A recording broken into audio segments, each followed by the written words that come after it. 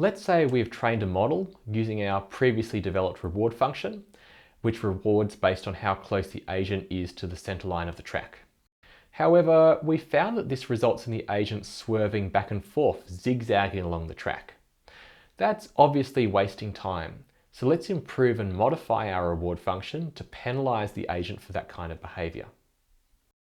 There is an input parameter we can use called steering angle, which will give us the agent's steering angle in degrees.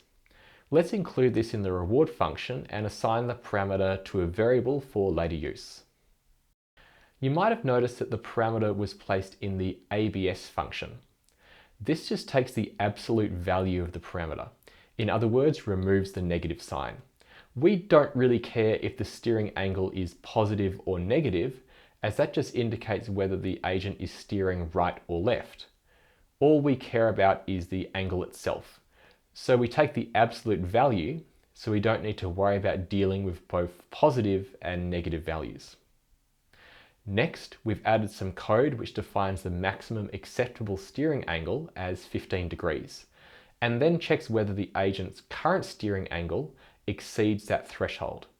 If it does, we multiply the current reward based on the distance from the center line by 0.8, essentially assigning a penalty due to excessive steering angle. These reward functions we just looked at are just examples, and you should experiment and find one which works well for you. A list of all the different input parameters available to the reward function can be found in the AWS DeepRacer developer guide with full explanations and examples. This is linked in the text below as well. The reward function can be as simple or as complex as you like. Just remember, a more complex reward function doesn't necessarily mean better results. Before joining AWS, I competed in the AWS DeepRacer Pro League myself and can say with certainty that some of the best models use some of the simplest reward functions.